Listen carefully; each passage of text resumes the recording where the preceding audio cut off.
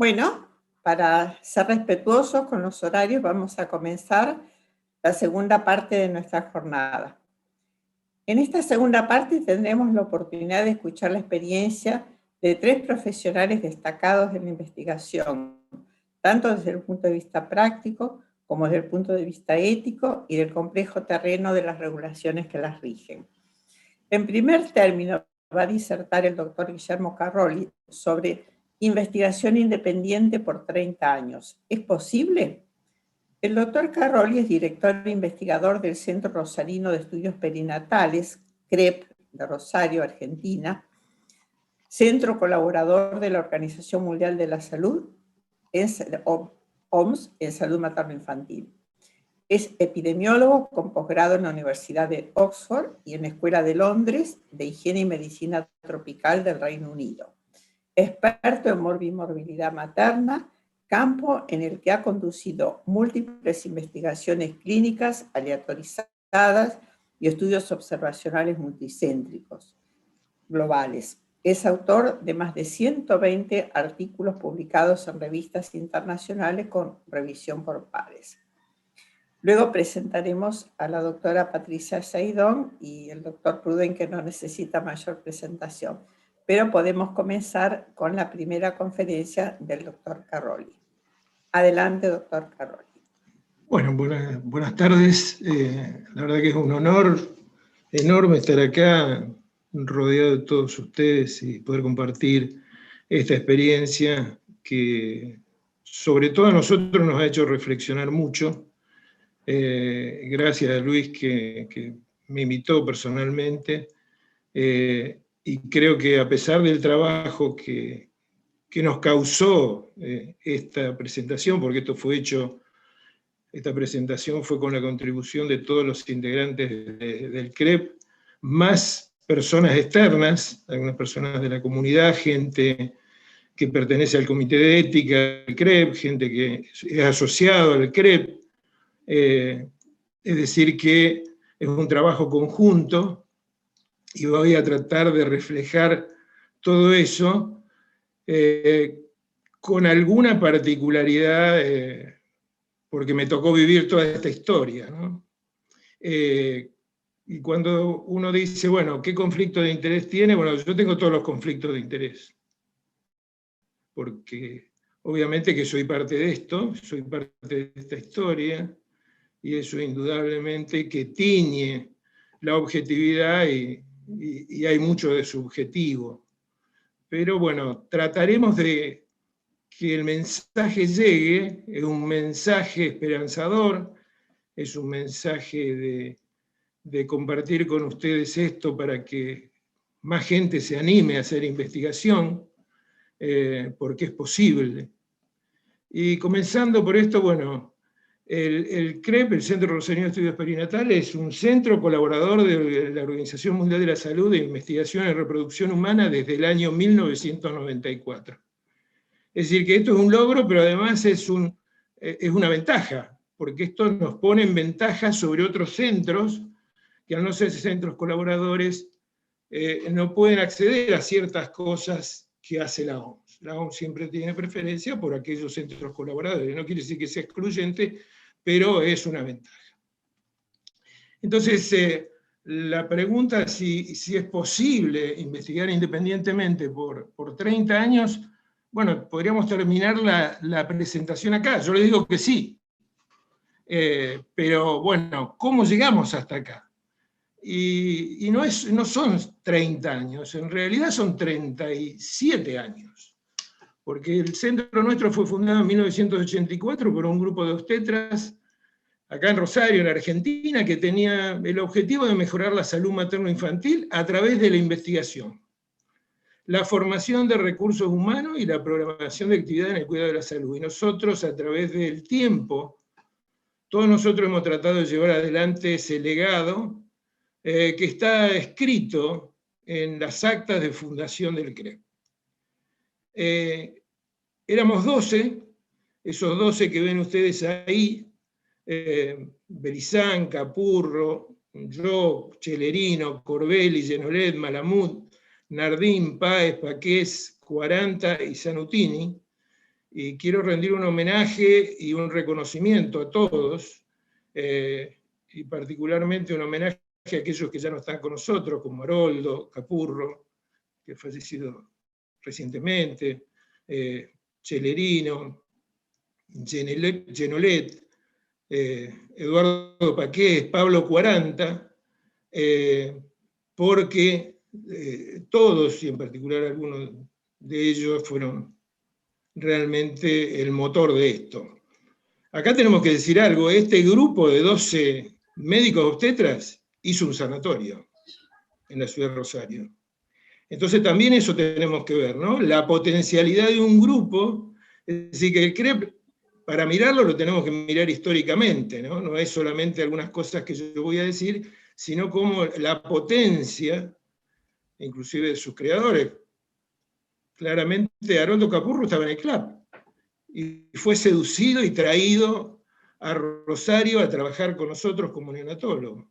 Y Belizani estaba en Guatemala y fue traído de vuelta a Rosario a trabajar con nosotros. Entonces, son cosas que hay que tener en cuenta también cuando uno quiere crear un centro, que a veces algunas cuestiones personales o de potencialidad de las personas a veces son irrepetibles, ¿no?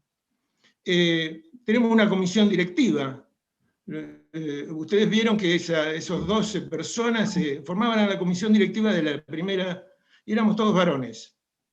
Hoy cambió, hay 7 mujeres y 5 varones. Y de todos los que éramos componentes de un sanatorio, de los cuales ninguno ya somos más de un sanatorio, ninguno de estas personas que están acá de la comisión directiva son dueños del sanatorio ni creadores del sanatorio, excepto Zanutini, que fue uno de los creadores, y la mayoría representan a la salud pública y a cada uno de los hospitales que atienden partos en la ciudad de Rosario en la salud pública. Este es el equipo, y el equipo también, digamos, tiene una constitución de género en la cual hay más mujeres que varones, pero también es para mostrarle la diversidad, ¿no? Analistas de sistemas, ingenieros de sistemas, estadísticos, traductores, terapistas ocupacionales, licenciados en ciencias políticas. Yo creo que también esta diversidad, que ustedes pueden ver ahí, hace al éxito, porque yo lo llamo así, es un éxito el CREP, un éxito de todos nosotros, que ha hecho que a través del tiempo esta cuestión de que no importa si uno es médico, terapista ocupacional o licenciado en ciencia política, puede tener roles dentro de la investigación. Y esos roles van, por ejemplo, bueno, desde que uno es secretaria, por ejemplo, desde que alguien es secretaria, puede pasar en este momento a ser una conductora de investigaciones, ¿no? Es decir, que esos roles van subiendo dentro del CREP, no por una cuestión de jerarquía, sino por una cuestión de trabajo, y esos roles son intercambiables. Tenemos un comité de ética independiente, que eso también nos hace seguir una línea de conducta dentro de las investigaciones, porque tenemos que hacer reporte de lo que nosotros hacemos. Son personas de una alta calidad metodológica y en lo ético. Tenemos colaboradores a través de todos los hospitales donde transitamos, algunos por ahí de los que están, puede encontrar su apellido ahí. Esto es nada más que mostrar una lista, pero son cientos de ellos. Pero esto no es para mostrar con cuántos trabajamos, sino para mostrar cómo trabajamos. Y creemos que esta filosofía de la colaboración es fundamental para el éxito de las investigaciones. Tenemos convenios, eso también es otra de las cuestiones que requiere tener un centro para poder desarrollarse, con el Ministerio de Salud de la Nación, con el Ministerio de Salud de la Provincia de Santa Fe, con la Secretaría de Salud Pública de Rosario, y también con la Universidad Nacional de Rosario, con la Facultad de Ciencias Médicas y la Escuela de Estadística. Y tenemos una colaboración institucional. Esto que yo le estoy mostrando, todo lo que estoy mostrando es de ahora, digamos. Si hiciéramos la historia sería muy larga y por lo tanto creo que sería una charla muy, pero muy extensa. Lo que estoy mostrando es todo lo que nosotros tenemos en este momento. Y la colaboración institucional, como ustedes ven, algunas instituciones como el CLAP, muy cercanas, el Centro Rosalino de Estudios Perinatales, nuestro centro es un centro Cochrane de la Argentina, tenemos también en la Argentina un estrecho vínculo con sedes, y una serie de instituciones a través del mundo, en el Reino Unido, en Burkina Faso, España, Francia, Irlanda, Suecia, Tailandia, Vietnam. Tenemos redes en las cuales participamos activamente de acuerdo a los distintos proyectos que vamos desarrollando, y esas redes se van activando o desactivando de acuerdo a esos proyectos. La mayoría de los países que ustedes ven ahí, o si no todos, están participando en algún estudio que fue terminado hace poco, que está siendo realizado en este momento, o que va a ser realizado en los próximos meses. Y las actividades que desarrollamos en el centro son investigación, diseminación de esa investigación, docencia, y una parte que ha tomado mucho ímpetu en los últimos tiempos, que es análisis estadístico, desarrollo de software para ingreso y manejo de datos y monitoreo de datos. Esta parte, en la cual yo prácticamente no me voy a referir en los estudios que hemos hecho, la mayoría de los estudios del Departamento de Reproducción Humana de la Organización Mundial de la Salud nos convoca, y particularmente a este departamento, para que nosotros llevemos a cabo todo el desarrollo de software para la entrada y manejo de datos, como así también el monitoreo de datos y los análisis estadísticos. Prácticamente todos hoy justo vamos a iniciar otro estudio acerca de hemorragia posparto y nos llegó la invitación y justamente nos piden que trabajemos en esto de manejo de datos. Así que esto es una cosa absolutamente actual y que realmente es algo que le ha dado mucho ímpetu al CREP. Cuando decimos investigación, decimos, bueno, pero se puede hacer por 30 años. Bueno, también se puede hacer por mucho más tiempo, o por mucho menos tiempo. Lo importante es saber si eso que estudiamos y que investigamos realmente ha tenido impacto en la población. Algunos de estos estudios han sido hechos exclusivamente por el CREP, otros en colaboración, pero aquí yo puse una lista de aquellos que han tenido impacto y tienen impacto en el cuidado de las madres y sus hijos. Hay varios más que yo no incluí porque sería bastante largo incluirlos, y que no han tenido tanto impacto, pero que han sido importantes. Pero bueno, acá ven que calcio previene la preeclampsia, el ácido fólico en el embarazo no previene la preeclampsia y definitivamente no la previene, ¿no? Los estudios de sulfato de magnesio en preeclampsia y eclampsia, que previene las convulsiones y muertes maternas. En este momento se está viendo de hacer otro estudio a través de la OMS con dosis más bajas, es decir, que cada nueva investigación toma la posta que dejó la anterior y se trata de contestar una pregunta que afine la anterior. El estudio de episiotomía selectiva, que reduce el trauma perineal en las mujeres. Los estudios de hemorragia posparto, en los cuales demostramos que oxitocina es la droga de elección. La carbetocina termoestable la igualó y tiene las ventajas de ser termoestable, pero en algunos lugares como la Argentina el costo lo torna prohibitivo y tenemos que seguir utilizando oxitocina. También contestamos de manera certera cuáles son los efectos indeseables de misoprostol en el alumbramiento. Y aquí algunos estudios que toman lo neonatal y perinatal demostramos que el incremento de la cesárea aumenta la morbimortalidad materna y perinatal. Reciente publicado en New England Journal of Medicine lo de corticoides maternos en amenaza de parto prematuro que reduce la morbimortalidad neonatal en países de bajos y medianos ingresos, que esto creó alguna duda, otro artículo publicado en el Lancet, y ahora ha quedado totalmente y definitivamente establecido que los corticoides pueden ser utilizados más allá de cuál sea la institución y de cuál sea el país. Y esto también trae otra pregunta nueva. Vamos a comenzar. Todo esto con la Organización Mundial de la Salud, un estudio de bajas dosis de corticoides, lo cual trata de mejorar la calidad de vida de los niños sin producirle los daños que pueden producirle los corticoides en las dosis que estamos utilizando actualmente. El estudio de ligadura oportuna de cordón umbilical, que recién ha sido a término, que mencionó Coco, que reduce la anemia y aumenta la ferritina. La inmunoglobulina inespecífica, demostramos que es inefectiva para el tratamiento de infección neonatal, y la validación de estándares de crecimiento de la curva de la OMS, que se llevó a cabo en la Argentina y que lo adoptó el Ministerio de Salud. No sé cuánto esto está utilizado, pero es el patrón adoptado por el Ministerio de Salud.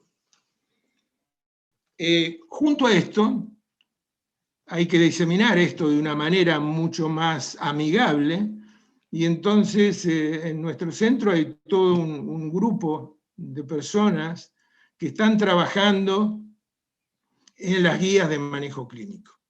Y hemos participado en las guías de manejo clínico desde el año 2011, cuando empiezan a publicarse las guías de manejo clínico basados en la evidencia, y ven ahí que, bueno, prevención y tratamiento de la preeclampsia y eclampsia, prevención y tratamiento de la hemorragia posparto, cuidado postnatal de la madre y el niño, ligadura tardía de cordón umbilical para mejorar los resultados maternos infantiles, estimulación del trabajo de parto, control prenatal, cuidado intraparto, intervenciones no clínicas para reducir cesárea, que después de haber hecho esta guía surgió un estudio de implementación para reducir las tasas de cesáreas, y ahora, luego que se ha sido terminada varias de estas guías, este grupo del CREP está trabajando en el proyecto de lo que se llama WHO Living Guidelines, que son las guías vivas, para decirlo de alguna manera, en la cual, ante la nueva publicación de evidencia, se ve si pueden ser incluidas en las guías anteriores y se contestan las preguntas que necesitan actualización.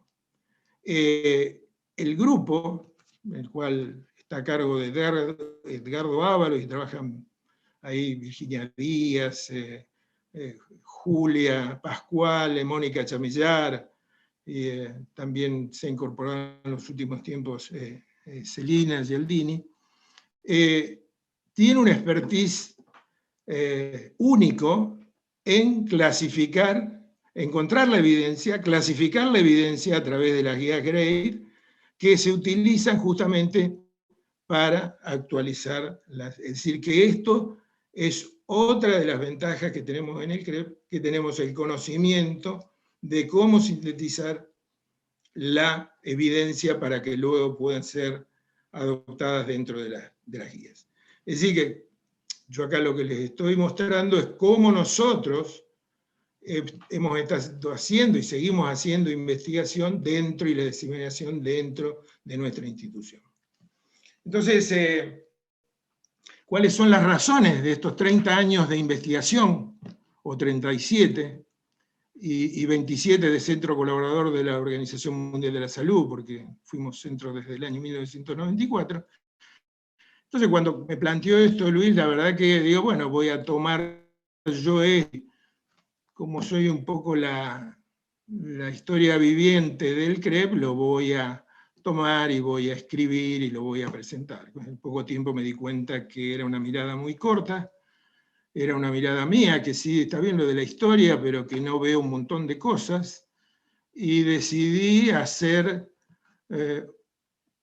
que las personas que trabajan en el CREP y otras personas que no trabajan en el CREP, pero que están ligadas al CREP, me dieran a mí y resumiera 3 razones tenían que dar de 30 años de investigación. Y lo dije en un sentido positivo. Posiblemente pueda haber alguien que diga, bueno, pero ustedes tuvieron problemas. Bueno, pero hoy no estamos para problemas. Estamos para la cosa positiva. Y entonces que pueda verse las razones con toda la subjetividad que tiene esto, porque si queremos hacer un estudio para saber las razones de 30 años de investigación del CREP, lo que tendríamos que hacer es llamar a gente experta en estudios de cultura organizacional. Estas personas harían encuestas, harían entrevistas, harían focus groups, harían encuestas anónimas, y ahí tendríamos algo muy, muy limpio, algo con una metodología muy, muy exacta, sin sesgos, pero eso nos llevaría tiempo y nos llevaría dinero, cosa que no podemos hacer porque, bueno, me invitaron hace un mes atrás, un mes y medio, y por otro lado no tenemos dinero para hacer esto. Y por otro lado, la verdad es que estamos contentos como estamos. Entonces, ¿por qué? Como dice, ¿no? Si funciona, ¿para qué arreglarlo? Si nos está yendo bien y todos los días tenemos cada vez más estudios. Entonces, ¿cuál sería la razón para andar haciendo alguna encuesta de este tipo? Entonces, esto está teñido de la subjetividad, y de mi subjetividad también, pero creo que también puede servir para todos ustedes y para nosotros también, cuáles son esas razones, ¿no? Y yo creo que las razones son, bueno, que en el CREP tenemos valores, metas y objetivos claros.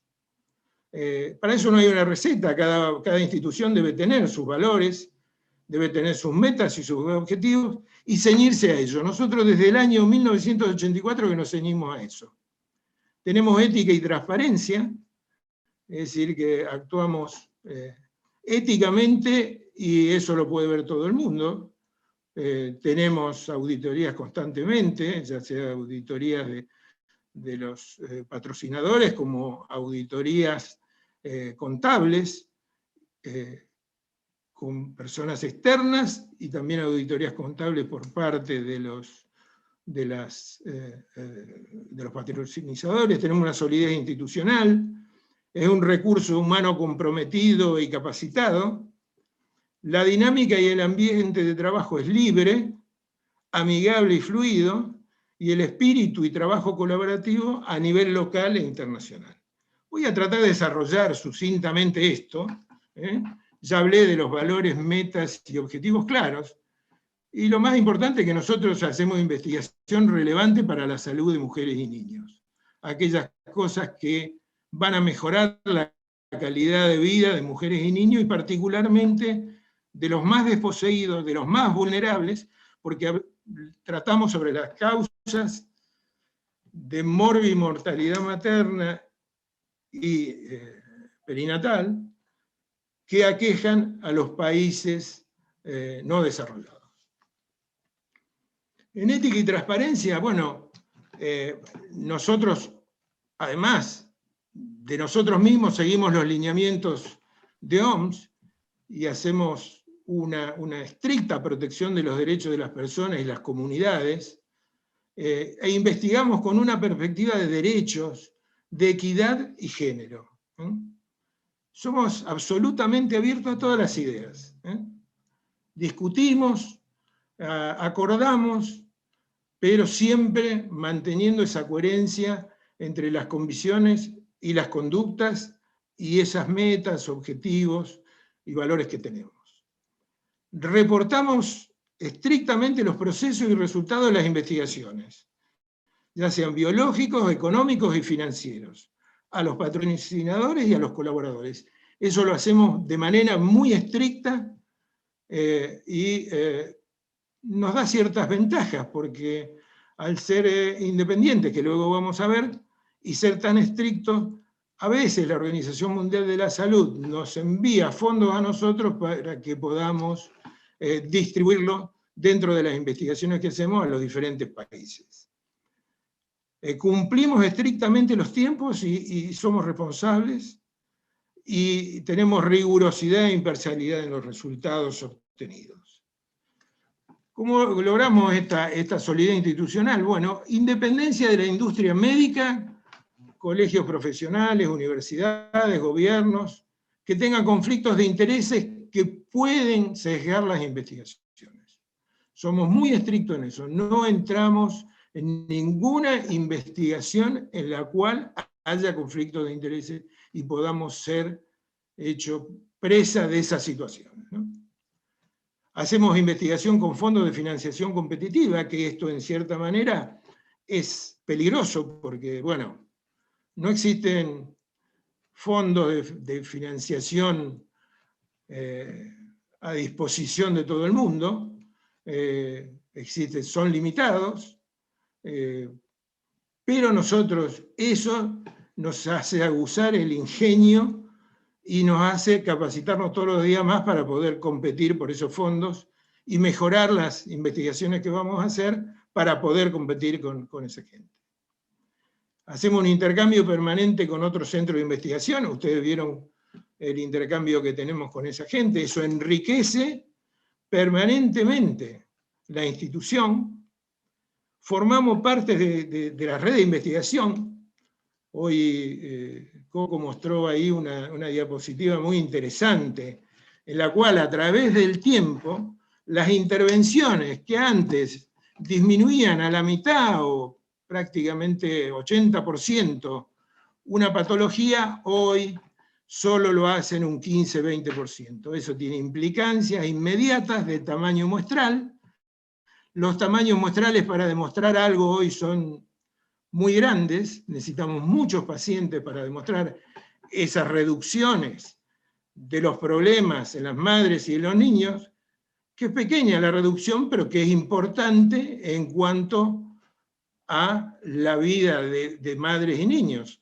En el estudio de corticoides fuimos por la muerte neonatal, y se vio que se redujo la muerte neonatal en el 15%.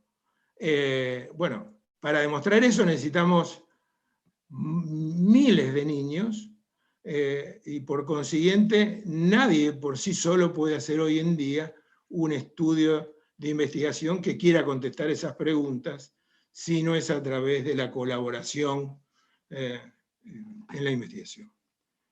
Los resultados que obtenemos son implementados rápida y fácilmente en la práctica clínica. Entonces eso también da una ventaja, porque los patrocinadores ven que al implementarlos, sus fondos inmediatamente produjeron un impacto. Sulfato de magnesio, como yo ya mostré anteriormente, lo de oxitocina, es decir, que esa cuestión de la implementación creo que nos pone también en una situación ventajosa. En cuanto al recurso humano comprometido y capacitado, tenemos un equipo capacitado y comprometido con la salud de las mujeres y sus hijos. Ese es nuestro centro de atención en las investigaciones. La salud de la madre y sus hijos. Y para eso nos capacitamos constantemente, para adaptarnos a nuevas formas y métodos de investigación. Hoy las investigaciones clínicas aleatorizadas no son lo mismo que hace 40 años atrás o 50 años atrás. Hoy estuvo mostrando Norma ahí lo que es CONSORT y todo lo que uno tiene que hacer para el protocolo y para conducir y luego analizar una investigación clínica aleatorizada es absolutamente más compleja que lo que era hace 40 años. Obviamente que se obtienen mejores resultados, más confiables, y se resguarda la vida de la gente de una manera mucho más estricta. Esta capacitación continua en métodos de investigación también se ve en la manera en que se hacen las guías de manejo, ¿no? Porque antes GRADE no se utilizaba para hacer una guía de manejo. Y para eso hay que capacitarse. Dentro del CREP hay un interés personal y un estímulo institucional, es decir, que tratamos de crear que las personas tengan interés en mejorarse para capacitarse y mejorar los estándares personales e institucionales. La formación de todos nosotros tratamos de hacerla en los centros de excelencia. Bueno, una de las personas que mostraba ahí, Mercedes Vila Ortiz, que es secretaria, pero que ya está trabajando que tiene prácticamente una maestría en ciencia política y está trabajando en ciencias sociales dentro de estudios en el CREP, prácticamente está cerrado que va a ir a Karolinska a hacer un PhD. 3 personas de la parte de lo que es manejo de datos, entrada de datos, ganaron concursos en la OMS y hoy están trabajando dentro del CREPS para la Organización Mundial de la Salud en varios estudios en ese tipo de metodología. Es decir, que la formación de la gente en nuestro centro no solo es lo que yo digo, sino que ustedes lo pueden ver objetivamente porque hay datos objetivos que así lo confirman. Tratamos de formar a los colaboradores, también lo dijeron eso, realmente me parecieron muy buenas las presentaciones porque me sirvió a mí como plataforma para decir todas estas cosas, y no hay nada mejor que una investigación para que un colaborador aprenda metodología de la investigación. No se aprende teóricamente, sino que se aprende haciendo investigación, obviamente con el apoyo de lo que es libros y artículos, ¿no? Pero para aprender hay que tener la teoría y hay que tener la práctica. Conocimiento técnico y operativo de la gestión de investigación en todas sus etapas. Es decir, que nosotros podemos ofrecer a quien quiera diseño, coordinación, conducción, monitorización, inspección, auditoría de los estudios que realizamos. Es decir, que esto también es otra de las ventajas. ¿Y qué pasa con el ambiente de trabajo? La dinámica y ambiente de trabajo es libre, amigable y fluida. Lo que prima es el trabajo en equipo, un espíritu colaborativo, pero no solo colaborativo hacia adentro, sino hacia afuera, reconociendo formalmente a las personas involucradas en los proyectos. Relaciones interpersonales fluidas, respetuosas, amigables, profesionales, eso crea un clima de trabajo realmente muy bueno dentro del CREP.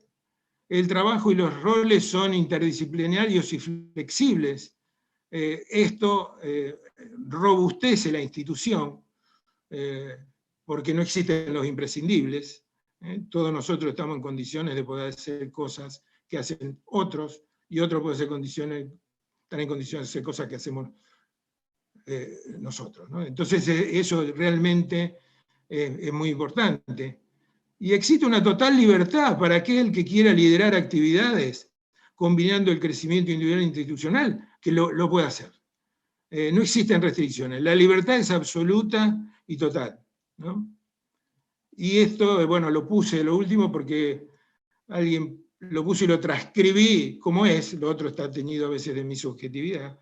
El ámbito de trabajo que se asemeja a una familia donde se comparten las risas, los problemas, las responsabilidades. Y por último, el espíritu y trabajo colaborativo a nivel local e internacional. Constante comunicación con los profesionales en los hospitales para ver qué es lo que está ocurriendo y tratar de ver qué es lo que se necesita en esos lugares en investigación y aplicar investigación en forma sencilla, como lo dijo Coco. Digamos, parece que nos hubiéramos puesto de acuerdo. Pero también tenemos que decir que además de esos estudios, estamos involucrados en estudios internacionales, lo cual eso brindan una estabilidad muy importante en la gestión de esos proyectos, porque como ustedes saben, nuestro país es absolutamente inestable, y eso a veces conspira contra la investigación. Entonces esto de participar en estudios internacionales nos brinda una estabilidad y una seguridad que es vista, como ustedes lo pudieron apreciar, en los proyectos que estamos haciendo y lo que hemos hecho. Ya lo dije, lo del Centro Colaborador de OMS. Nosotros colaboramos pero además eso nos da una estabilidad importante. Y la otra cosa es que la OMS, a través del tiempo, fue visualizando la capacidad de los integrantes del CREP como de alta calidad. Eso nos fue convocando como consejeros, y a todo nivel, digamos, en el CREP, en las reuniones de OMS, yo diría la mayoría del equipo está yendo y ha ido a reuniones de OMS. Y los integrantes de CREP han entendido y se han dado cuenta, y lo hemos conversado, que participan en esas reuniones como consejeros con una visión de pertenencia a un colectivo, más que una intervención personal. Termino esta charla con esta nube de palabras, que esto expresa de una manera más objetiva lo que dijeron todas las personas, ya sean los componentes, los que componen el CREP, todos los compañeros del CREP, y la gente que nos conoce y que está cercano a nosotros, pero que no trabaja dentro del CREP. Y ahí ustedes pueden ver, ¿no? Digamos, como ustedes saben, cuanto más grande, mayor es la cita de esa palabra, y en el medio ahí ven la responsabilidad, salud materna neonatal, y ven lo de transparencia, crecimiento, valores humanos, interdisciplinario, multicéntrico, capacitación y derechos, ¿no? Pero fíjense qué casualidad, arriba y abajo, la palabra que inicia y la palabra que termina dice derechos humanos. Y ese me parece que es el objetivo que tenemos todos en el CREP. El respeto de los derechos humanos de la gente, tratando de hacer investigación de alta calidad que pueda brindarles una mejor calidad de vida a aquellos que son desposeídos y vulnerados. Muchas gracias. Excelente, doctor Carroli, la verdad que una disertación que muestra valores estimulantes para todos nosotros. A continuación, hablará la doctora Patricia Chaidón sobre los comités de ética en investigación, su rol docente y regulatorio. Ella es coordinadora del Comité de Ética en Investigación de Swiss Medical y de la Clínica Olivos. Tenemos que decir que tuvimos el placer de compartir los primeros años de Fundasamín con Patricia, y con ella aprendimos la importancia de seguir procedimientos estandarizados para cumplir con los requisitos de una investigación de calidad científica. Adelante, Patricia, por favor.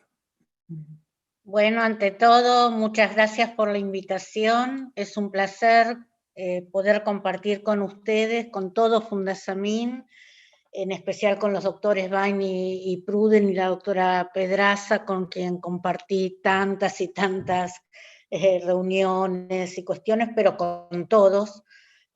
Una institución de las pocas que he visto en este país en donde crece todo el equipo de salud, y eso me parece de un valor increíble. Bueno, yo voy a hablar de la relación del investigador con el comité de ética en el marco actual, teniendo en cuenta, vamos a poner ahí, si puedo, entonces que el investigador tiene un montón de gente con la que tiene que hacer relación, principalmente con las personas del estudio, porque ese es su primer interés. El primer interés de un investigador, obviamente, es el bienestar de las personas.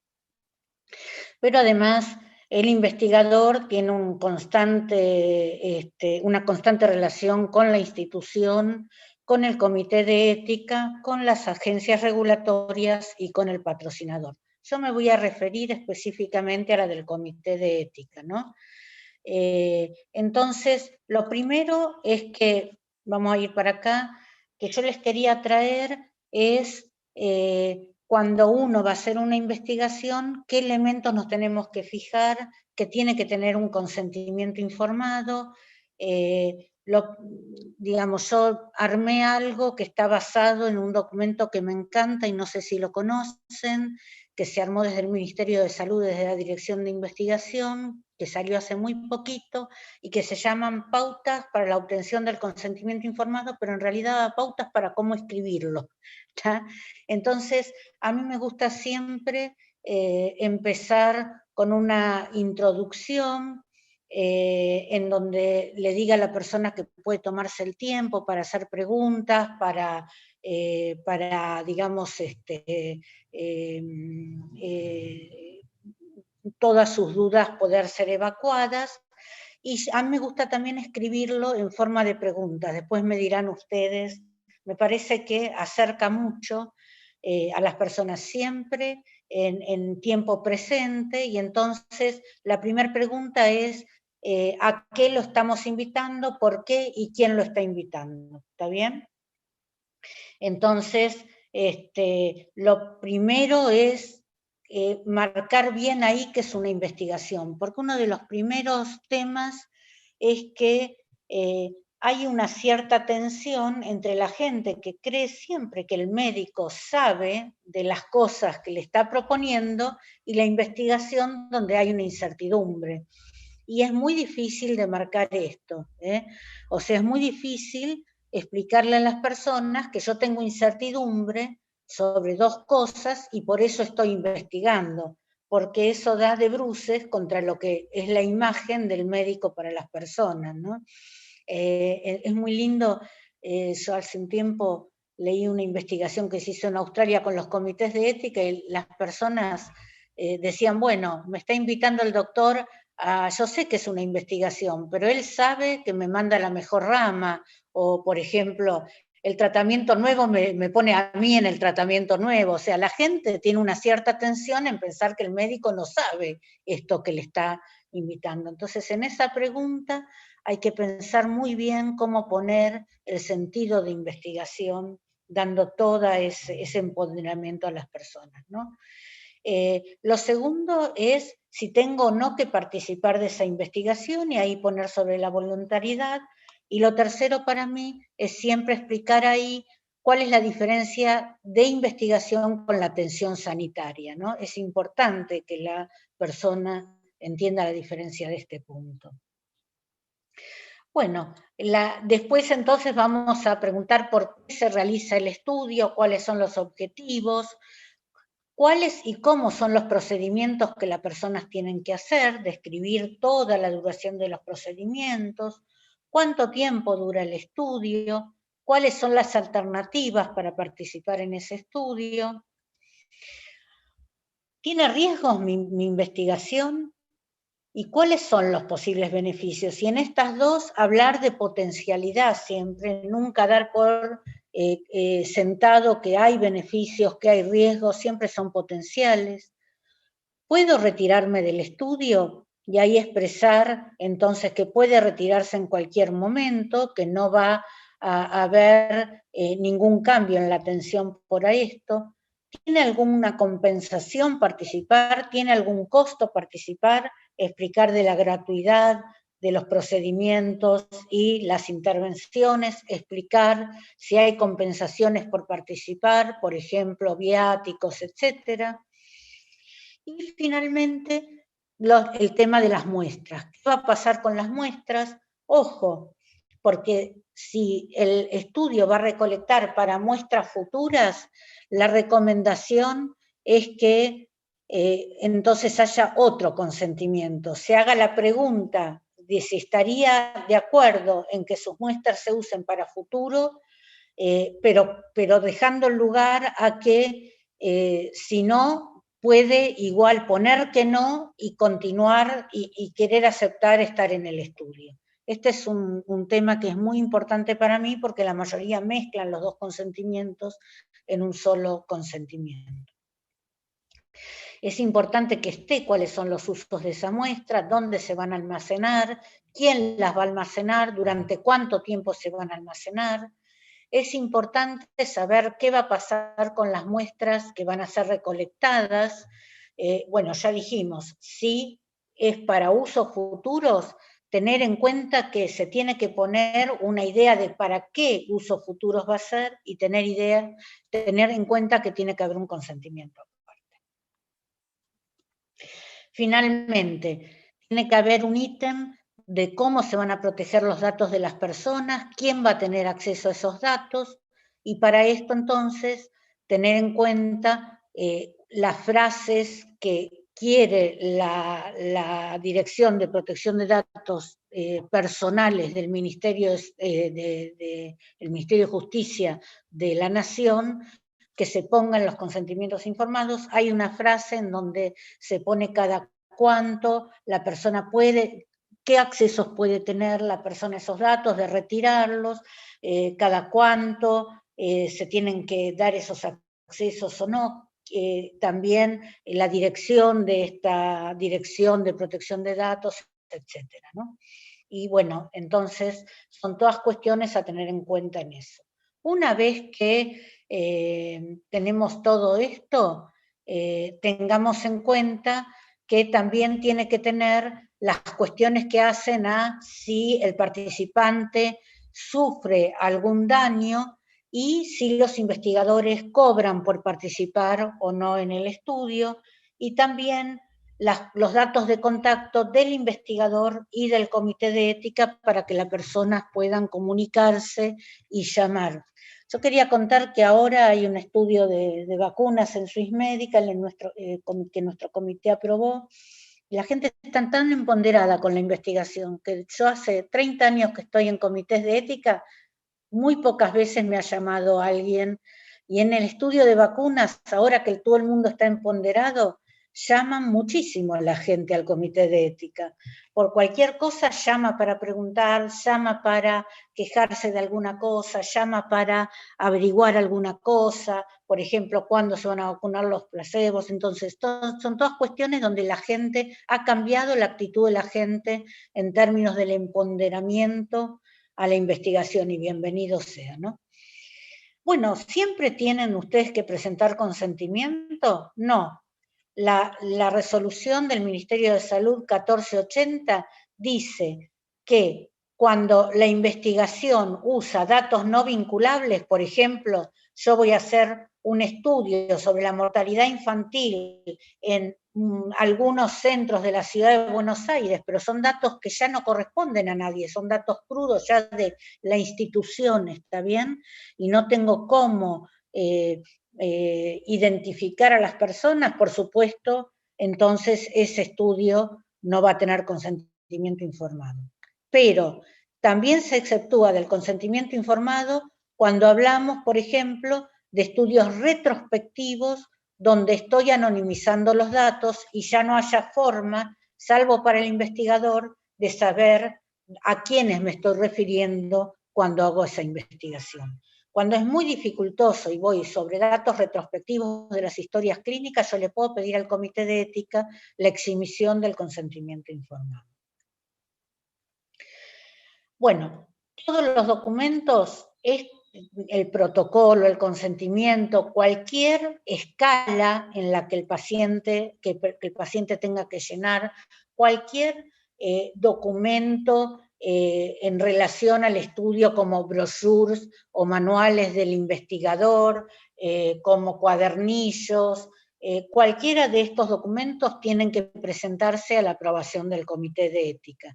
También el contrato, también tiene que presentarse el seguro, ¿tá? Todos estos documentos entonces tienen que ser evaluados por el comité de ética, y solo se puede comenzar el estudio una vez que el comité de ética ha aprobado todos estos documentos, no solamente el protocolo.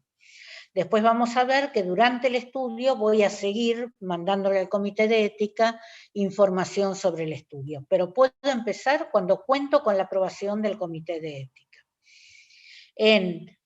¿Hay estudios que no requieren la aprobación del comité de ética? También hay estudios para la resolución del Ministerio de Salud que pueden eximirse de la aprobación del comité de ética. Por ejemplo, cuando se utilice información de tipo pública o cuando la intervención se limita a estudio de sistemas de salud, programas oficiales de salud pública, de vigilancia de la salud pública, y siempre y cuando no haya posibilidad alguna de identificar a los individuos. Entonces, siempre va a poder empezar la investigación cuando tengo la aprobación del comité, cuando cuento con la aprobación de la máxima autoridad de la institución y, de acuerdo a las normas provinciales, será, en algunas provincias voy a tener que también tener la aprobación del comité provincial. Por ejemplo, en provincia de Buenos Aires, todos los estudios en menores los tiene que aprobar también el comité central de la provincia de Buenos Aires. En algunos estudios en particular con medicamentos, cuando ese medicamento es para probar un nuevo producto que no exista en el país o para modificar el registro, por ejemplo, el prospecto de un producto ya aprobado, entonces también lo tiene que aprobar la ANMAT. No es que tiene que aprobar la ANMAT todos los estudios de medicamentos, solo si va a modificar el registro o si va a crear un nuevo registro, esto es, un nuevo medicamento. Entonces ya dijimos, estos son los estudios, los documentos que deben enviar al comité: el protocolo, el manual del investigador, el consentimiento, las enmiendas, los avisos de reclutamiento, los diarios, las escalas, el contrato y la póliza de seguro. Además, adicionalmente, al comité de ética le deben enviar todos estos documentos que ahora se piden en las bases de la Ciudad de Buenos Aires y en muchas de las bases provinciales. El currículum, el título, la matrícula, la constancia de entrenamiento en buenas prácticas clínicas, las habilitaciones de la institución, la autorización del director y además también deben enviar toda otra cuestión que tenga que ver con el centro de investigación, en cuanto, por ejemplo, el centro puede pedir que el jefe de servicio también apruebe el estudio.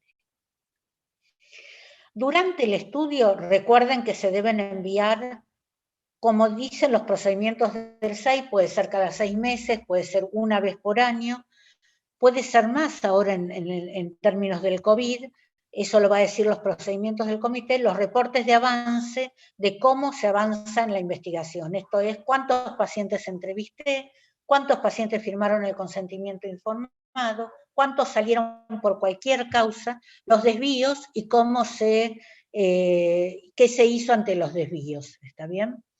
Y al finalizar el estudio, el reporte final y la publicación del estudio en particular. Bueno, estas son algunas de las cuestiones. Solo decir que los comités queremos que se haga investigación, pero que se haga en un marco regulado, en un marco de cuidado hacia las personas, en un marco en donde las personas conozcan sus derechos y conozcan sobre la investigación. O sea, tenemos un rol docente, pero también tenemos un rol de resguardar, porque nuestra primera misión es obviamente resguardar a las personas de la investigación, no resguardar al investigador. También resguardamos al investigador resguardando las personas de la investigación. Bueno, dicho esto, yo con esto terminé. Muchas gracias por la invitación. Muchas gracias, Patricia. Concreto, claro, como siempre han sido tus enseñanzas y tus disertaciones. Bueno, a continuación el doctor Pruden, director del Consejo de Administración de la Fundación, dirá algunas palabras sobre las controversias acerca de la validez del consentimiento informado en neonatología. Y luego tendremos el espacio para hacer preguntas, intercambiar sugerencias, dudas o aclarar conceptos. Adelante, doctor Pruden. Gracias, Norma. Bueno, voy a ser muy breve porque quiero que quede tiempo. Siendo uno de los que invita y organizador, me gustaría que quedaran tiempo para preguntas y comentarios, de manera que lo que me voy a remitir es hacer unas muy pocas reflexiones. En realidad, la idea original nuestra era con Gabriel Musante hacer un diálogo, pero Gabriel no llega con su avión, entonces no va a ser un diálogo, va a ser un pequeño monólogo, pero con un tema que con Gabriel hemos charlado tanto a lo largo de los últimos, no sé, 10, 15 años, que en realidad puedo traducir lo que conversamos habitualmente. Es más, él ahora tiene una tesis de doctorado que se llama Evaluación cualitativa de las perspectivas de la comunidad sobre el proceso de consentimiento informado en investigación neonatal. Claro, ¿cuál es la definición de comunidad? La comunidad en general muy interesada no está ni en la investigación ni en investigación en neonatología. Entonces la idea fue encontrar una comunidad que pueda tener algo en común, valga la redundancia, con los pacientes a los cuales se le va a solicitar el consentimiento informado. Yo soy el director de esa tesis, que está en marcha, y que espero que cuando termine nos arroje alguna luz. Lo que sí sabemos todos, lo que trabajamos en investigación en neonatología, es que estamos trabajando con pacientes críticamente enfermos muchas veces y otras en situaciones de emergencia. No hablo de las investigaciones que se pueden hacer cuando uno tiene tiempo, puede hablar con la madre en el embarazo, el primer día, el quinto día, el octavo día, sino en las situaciones donde la situación ocurre de manera imprevista.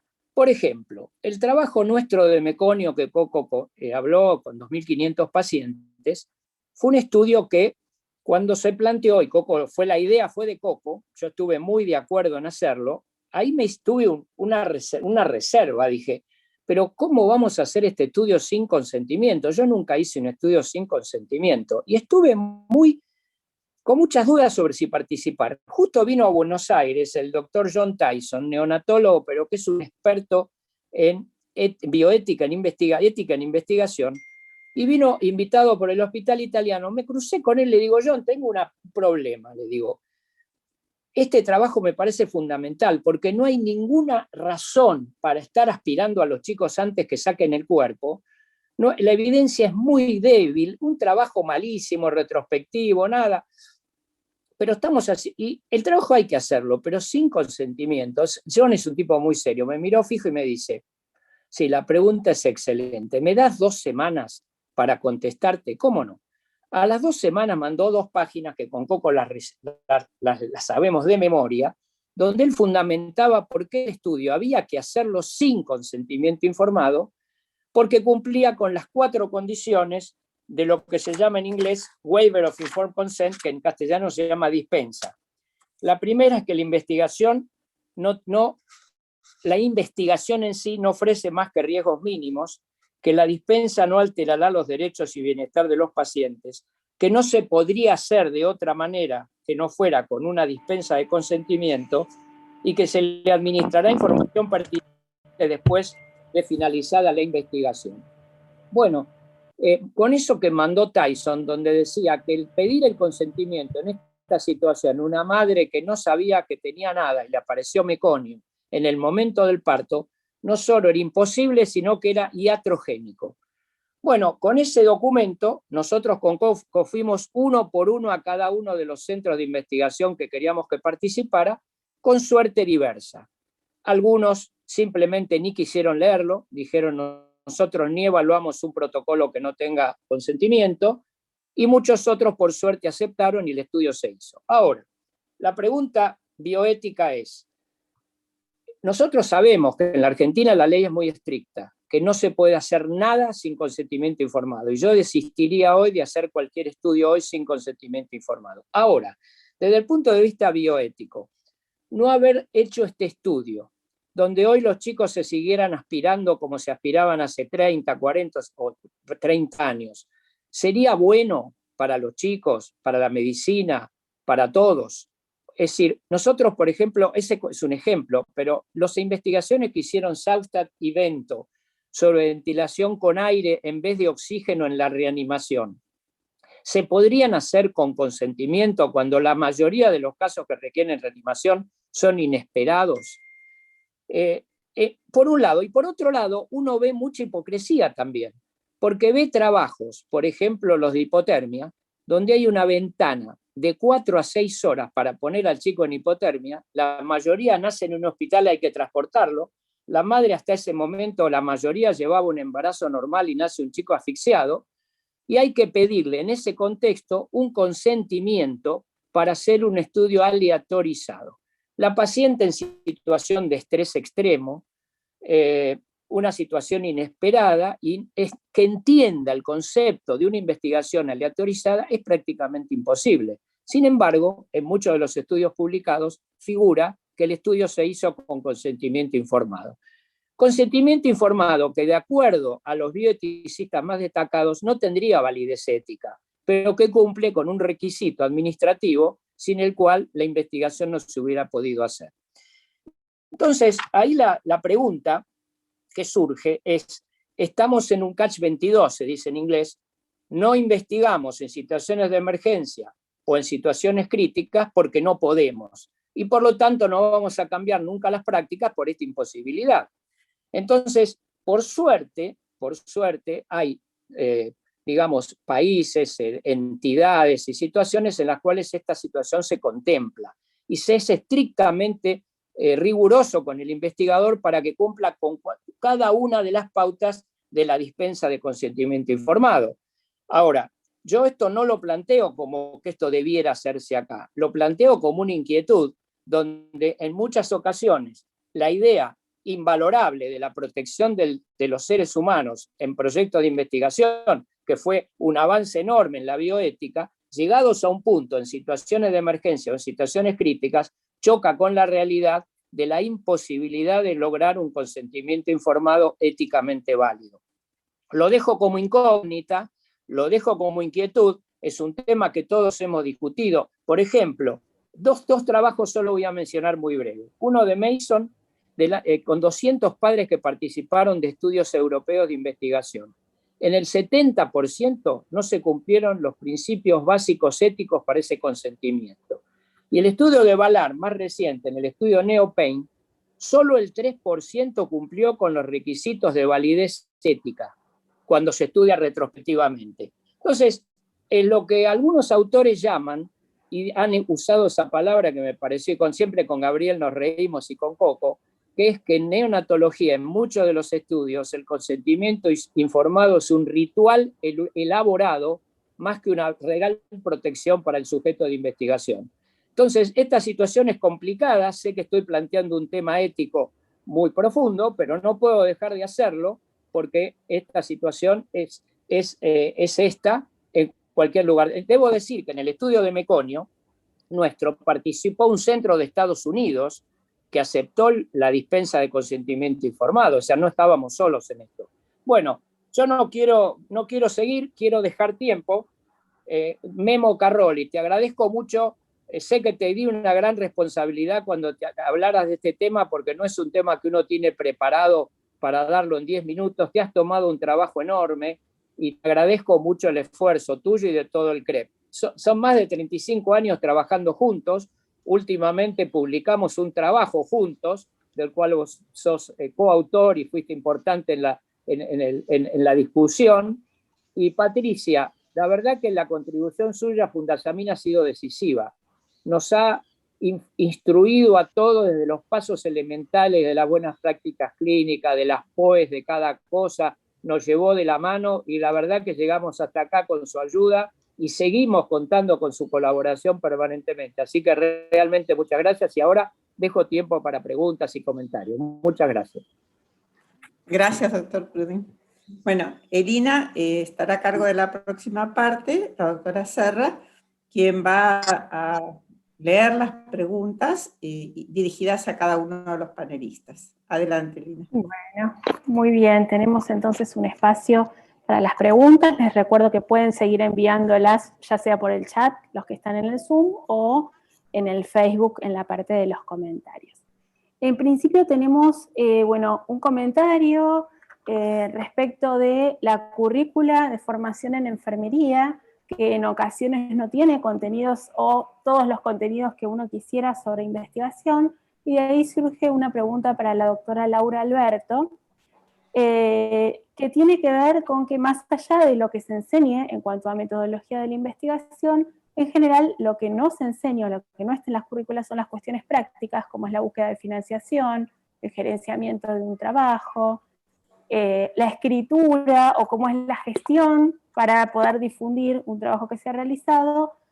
¿Cómo y dónde se aprende eso y en qué medida conocer sobre esos aspectos puede cambiar nuestra mirada para entender y poder interpretar los estudios que hicieron otros?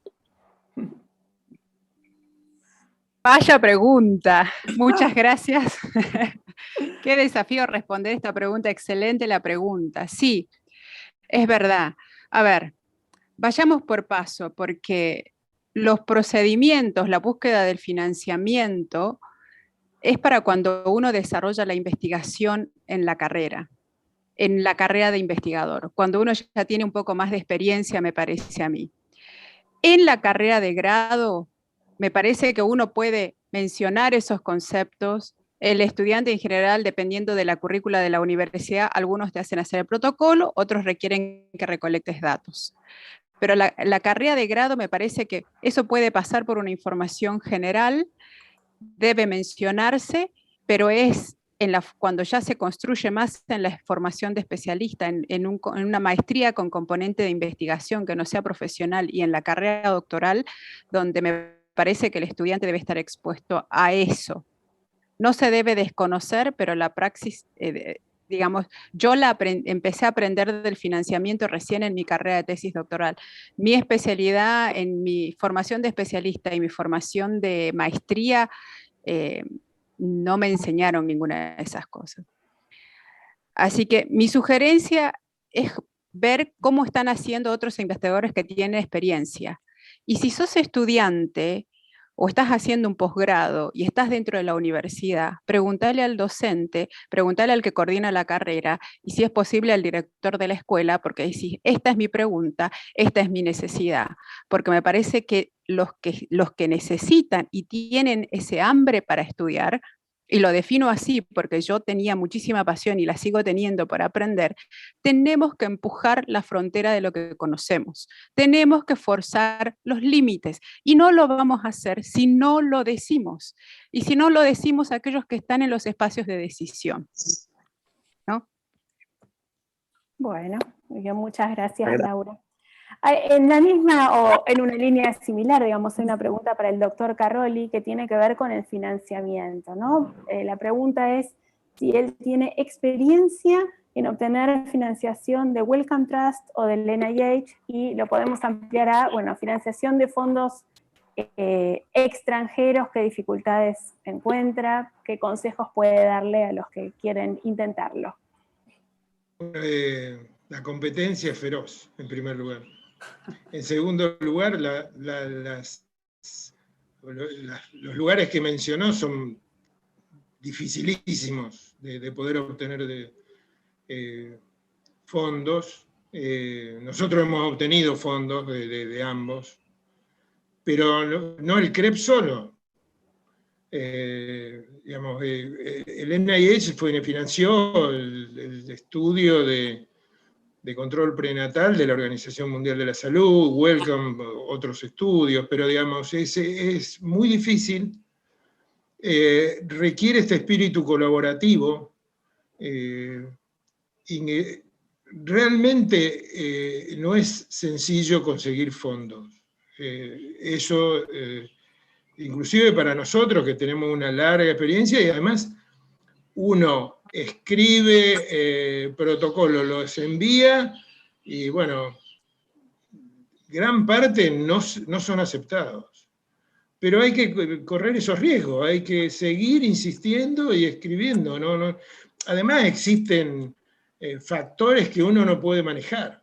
Yo recuerdo un estudio que queríamos hacer de ligadura de cordón y su efecto en la hemorragia de la madre y sobre el chico, las dos cosas a la vez, porque en ese momento la pregunta era eso, en Wellcome, y llegamos entre los 10 que quedaban y uno de los revisores nos tachó todo mal, mientras que los otros 9 pusieron todo bárbaro, extraordinario, bueno, y no nos financiaron el estudio.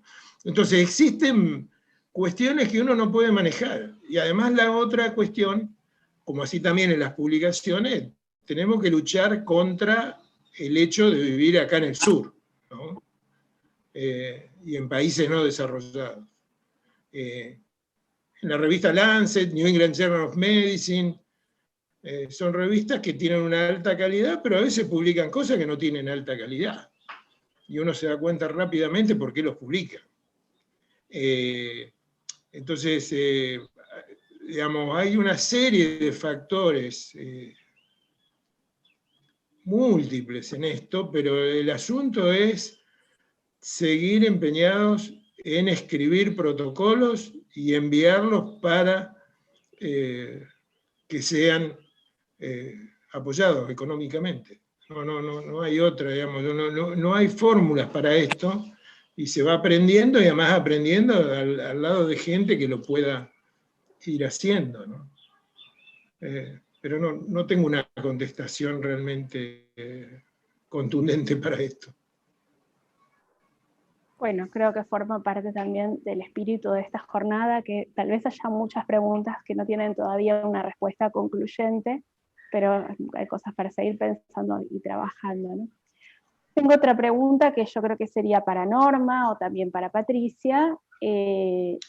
Preguntan respecto de si se requiere consentimiento para realizar presentaciones de casos clínicos. Bueno, yo como editora de Archivos Argentinos de Pediatría, que seguimos las reglamentaciones internacionales para mantener nuestra calidad de revista de buen nivel, es indispensable para la presentación de un caso clínico la presentación del consentimiento informado. Sin eso no se pueden presentar. No es solamente que la radiografía no tenga el nombre o la foto tenga los ojos tapados. Es decir, la ley argentina establece la protección de los datos personales, o sea, por los datos de la historia clínica las personas son absolutamente identificables, por la edad, por el diagnóstico que tuvo, por lo que dieron sus estudios, por el lugar donde fue atendido, de manera que es impensable que se presente un caso clínico sin consentimiento informado.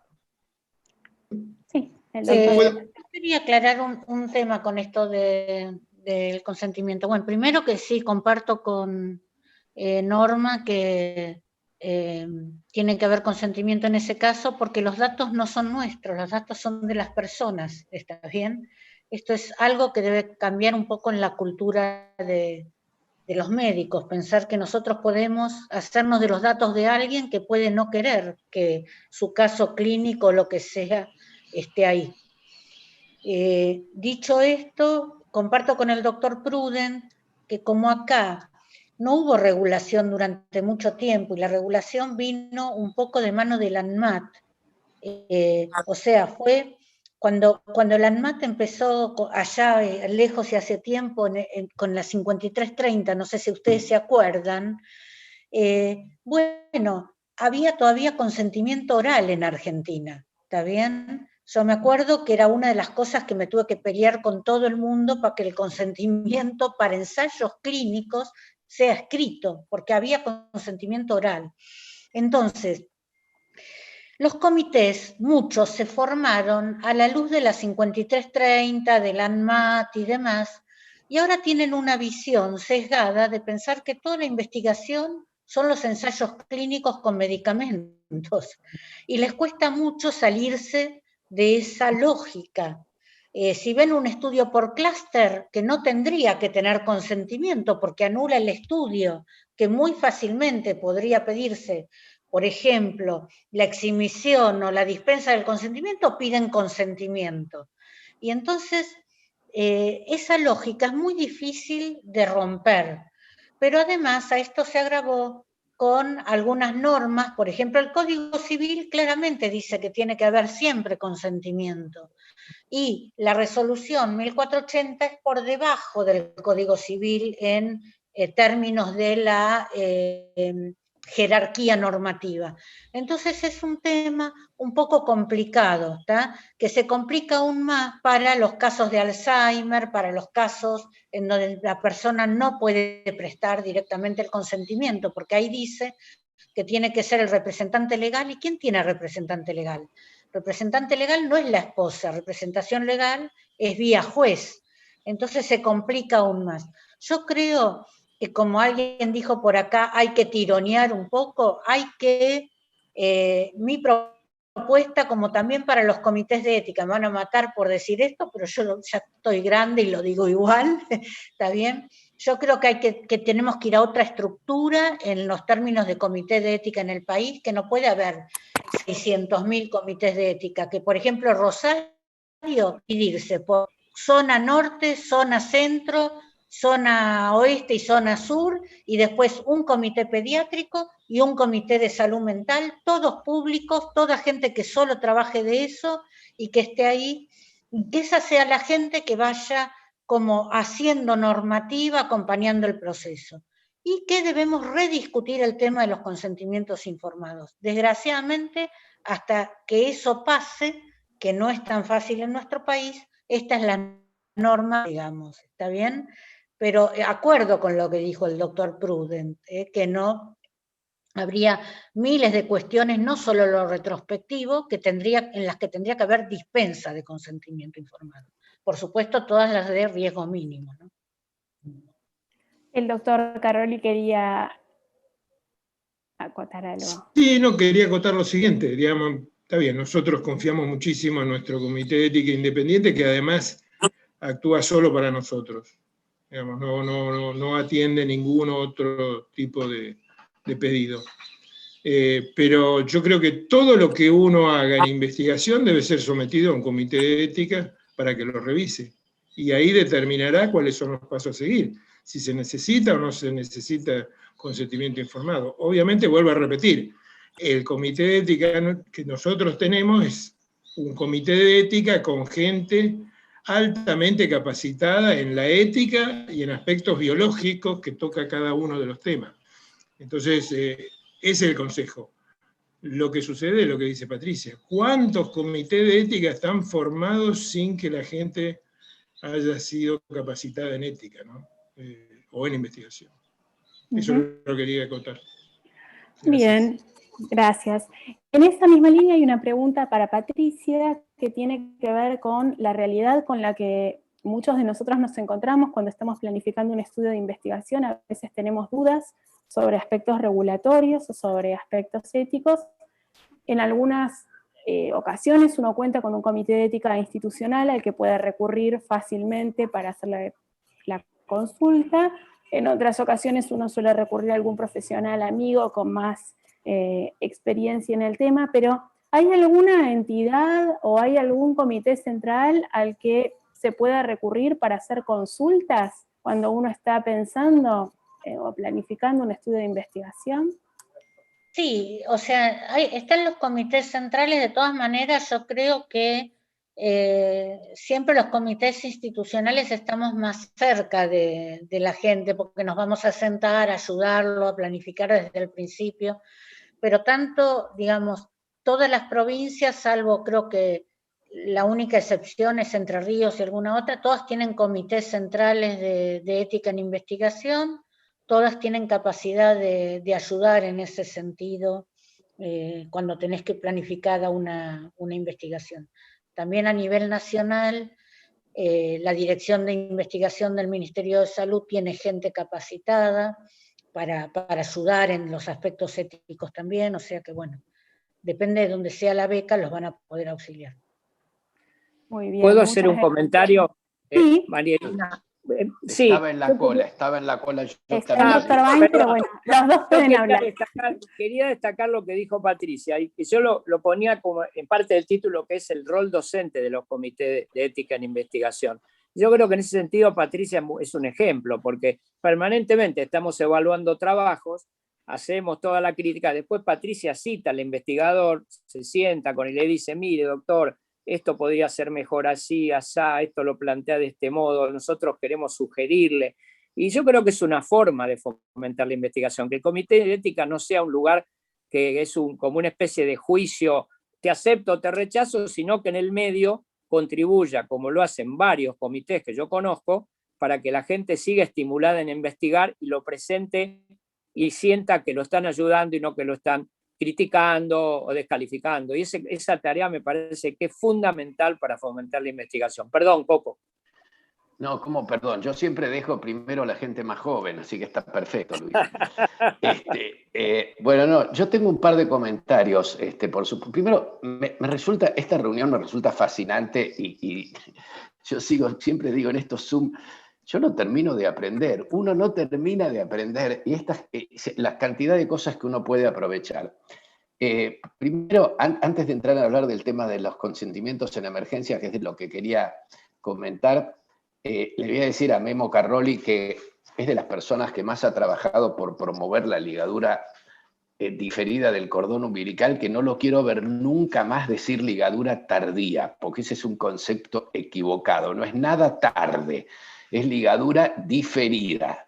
ni siquiera demorada, o si querés fisiológica o oportuna. Pero yo que te veo dar clases, Memo, por favor, cámbiame eso. La otra es que me recordó de su frustración para obtener una financiación para un trabajo de una de estas instituciones. Nuestra experiencia, Luis, mi experiencia, que yo estaba ya en Fundasamín, habíamos empezado, pero mi experiencia en el desarrollo de un proyecto de investigación para evaluar el curso de reanimación de la Academia Americana de Pediatría, que desarrollamos un protocolo un año seguido trabajando con Wally Carlo, un famoso neonatólogo de Alabama, para desarrollar un estudio para evaluar la validez del curso que íbamos a hacer en Argentina, porque ese curso se da, pero nunca estaba evaluado. Trabajamos, tremendo fue el trabajo, porque los papeles, bueno, Memo lo minimizó, los papeles que hay que llenar, es un aprendizaje en sí mismo, presentarse a los grants para esas entidades para que te apoyen. Había dinero, era mucho dinero, era muy caro el estudio porque se hacía en distintos lugares, distintas provincias, etc. Y entonces se iban a rentar por ese año la Fundación Gates, a través de la evaluación en el NIH, iba a rentar, no me acuerdo si 3 o 4 estudios. En la evaluación por puntajes salimos segundos. En la discusión del comité final, una médica cuyo nombre Luis debe recordar, yo no voy a, bueno, puedo decir el nombre de pila, Charlotte, argentina, una señora grande en ese momento, manifestó que eso era para hacer, nosotros habíamos dicho que era para hacer en lugares donde no estaba mucha gente formada en este curso y que tenían esos lugares de países en vías del desarrollo. Ella dijo que la Argentina no era un país en vías del desarrollo en esa reunión. Con lo cual, este estudio no se rentó. Quiero decirles el año, por si se acuerdan del año, 2001. Dijo que nosotros no éramos un país en vías del desarrollo. Bueno, el estudio, luego Wally Carlo me pidió permiso y lo presentó y se hizo en países de África y Asia, en distintos lugares, con lo cual se terminó realizando con ese protocolo, pero no fue rentado para la Argentina. Pero un año seguido trabajamos para la presentación. No, lo que quería decir en relación a los consentimientos, Luis y Patricia lo discutieron bien, pero yo quiero agregar un par de cosas. Primero, este tema de no poder hacer algunos de los estudios en emergencia con consentimiento ha sido muy negativo para la neonatología. Muchos estudios se empezaron y se tuvieron que dejar de hacer por pedir un consentimiento informado en un tiempo muy breve que no lo permitía hacer en forma ética. Ejemplo, el tratamiento de los chicos con hipotensión prematuros extremos en las primeras horas de vida, que coordinaba Bo Batton, de la red de unidades neonatales del NICHD, Neonatal Research Network, muchos otros. Entonces, y otra cosa que ocurre es cuando exigís un consentimiento, a lo mejor en una situación de emergencia, por ejemplo, en alguno de los estudios de cuánto oxígeno administrar en reanimación, o a los recién nacidos, prematuros desde el primer momento, ¿qué es lo que ocurre? Hay pacientes que dan más tiempo, por ejemplo, las que ingresan y están en trabajo de parto y vos le podés pedir el consentimiento antes. Pero entonces los chicos que vienen en una situación horrible, que está la mujer que no se controló durante el trabajo de parto y van a requerir esa misma, podría ser fuente de esa investigación, no van a estar incluidos. Entonces hay un sesgo en la población que se investiga. Se investiga la población más sana, que es la que llegó, tuvieron tiempo, le frenaron el trabajo de parto, le dieron corticoides, no son los mismos prematuros que los otros. De manera que muchas veces en estas cosas de emergencia es perjudicial. Otra alternativa que existe es lo que se llama el consentimiento. Ahora, no quiero que Patricia me pegue con esto, quiero que comente, que es el consentimiento que se llama opt-out en inglés. Es decir, si yo tengo 2 tratamientos que se hacen, por ejemplo, volviendo al de Meconio, que por supuesto no es el único estudio que hicimos, pero lo digo porque es fácil de imaginar. Si las 2 cosas se hacían en ese momento, algunos los aspiraban y otros no los aspiraban, y yo tengo esta situación en emergencia, y si yo investigo, ¿por qué no puedo, cuando randomizo, lo aleatorizo, lo incluyo, y lo incluyo en lo que le toca, porque las dos cosas se hacen? Y entonces, después de eso, cuando la situación está calma, a lo mejor 12 horas más tarde, cuando está la mamá acompañada de su pareja o de un acompañante que tenga, y con tiempo me siento al lado de ella y le explico, mire, no se sabe qué es mejor, si hacer esto o hacer aquello, y nos gustaría que hicimos esto porque le tocó esto, pero queremos que nos permita incluir a su chico en el estudio de investigación. Si te dice que no, opt-out, sale, y si no, queda incluido dentro de la investigación. Esta es una alternativa que se ha usado y se usa en algunos estudios de este tipo, y me gustaría ver, imagino que no entra dentro de nuestra legislación, así que seguramente Patricia me lo va a poder decir. Lo otro que quiero decirle a Patricia es que la idea que mencionó de que tiene que haber comités regionales o comités de lugares y que sean aceptados por las instituciones que van a participar en investigación, me parece fabulosa. Yo sufro de trabajar en instituciones que no tienen un comité serio de investigación, y no lo van a tener nunca. No lo van a tener nunca, principalmente porque para tener un comité, como describió Patricia, eso tiene personas dedicadas mucho tiempo. Fíjense, seguirlo, me tenés que mandar toda la información de los pacientes que vas incluyendo, yo tengo que ver si no hubo eventos inesperados, tengo que notificarme de todo. Eso jamás lo van a tener seriamente la mayoría de los hospitales públicos y la mayoría de los hospitales privados, ni que hablar los que estoy yo. Inimaginable que financie un costo de este tipo. De manera que para no tener, esto sería lógico que fuera, digamos, de alguna manera financiado, por lo menos en parte, por las regiones, los estados, no sé, los gobiernos municipales, etcétera. Pero me pareció una idea muy buena. Perdón, Patricia, te saqué el tiempo. No, sí. Es el modelo, en realidad es el modelo europeo y el que tomó Chile también, ¿no?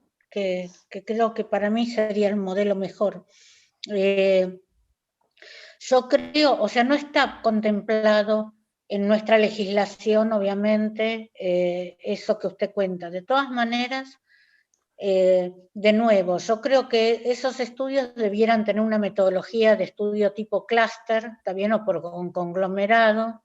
Correcto. Y como tal, una institución usa lo que siempre usa y otra institución usa lo que siempre usa. Creo que ahí podría, con las normas actuales y estudiándolo el comité, manejar algún tipo de dispensa del consentimiento, ¿está?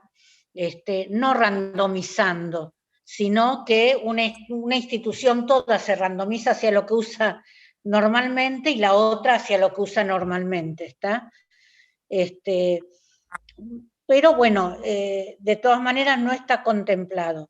¿Por qué no? Porque yo creo que también en los últimos años, cada vez menos los médicos, los enfermeros, o sea, el personal de salud que está en contacto con la investigación participa en los comités de ética y en la discusión de los temas éticos, y cada vez más participan abogados, filósofos, que no está mal, pero que me da la sensación que para los cuales la investigación es una y no tienen esta cuestión de ver que hay distintas cuestiones que tienen que ser discutidas.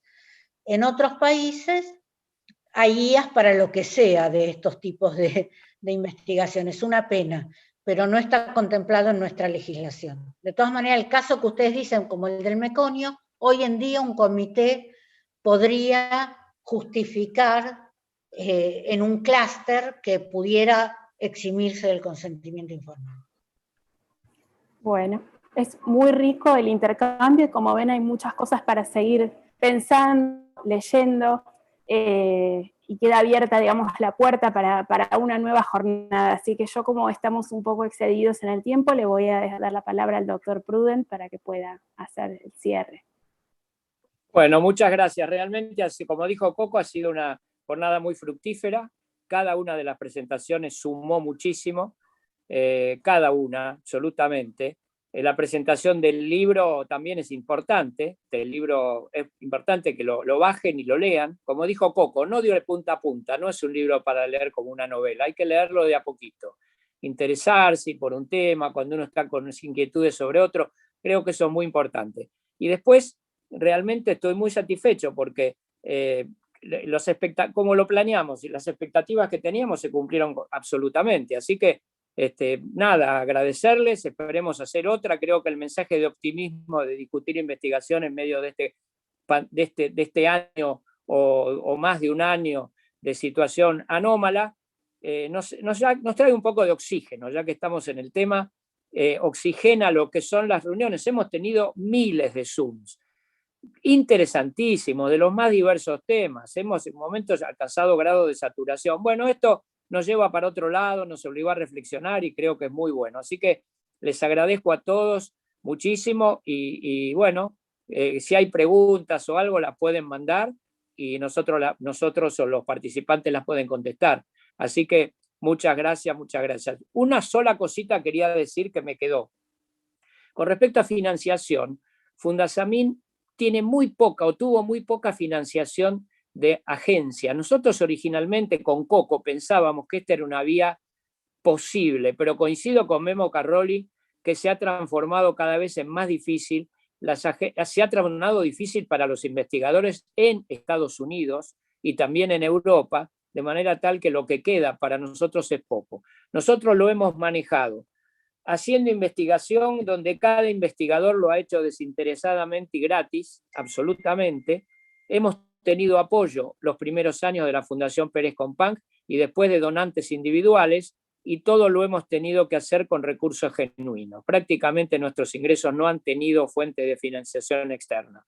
Así que bueno, para los que preguntaron, les digo que el camino no es fácil, pero que hay que hacer redes, como dice Memo, como hicimos nosotros, en los cuales la gente quiera trabajar porque tiene ganas de investigar y tiene ganas de colaborar. Y creo que este espíritu solidario de colaboración debe ser mantenido porque creo que es la única manera que vamos a hacer investigación clínica independiente. Como señaló Patricia, el concepto general es que los laboratorios, las drogas, nosotros tenemos muy poca financiación de drogas y de laboratorios, casi diríamos que ninguna, de manera tal que tendremos que seguir conformando con hacer esto en una población que para los laboratorios no es atractiva, es riesgosa, no es rentable y por lo tanto el apoyo que nos pueden dar es muy limitado. Bueno, muchas gracias por la participación y esperamos reunirnos pronto para otra actividad. Ya desde ya la semana que viene, el 23, tenemos en una jornada a las 19 horas con el doctor Fernando Pollack, que va a hacer una actualización sobre el tema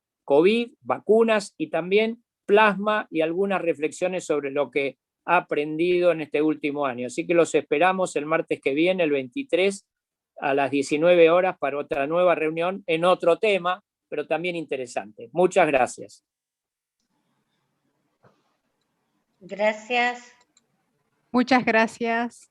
Gracias. Gracias, hasta luego. Gracias. Hasta luego.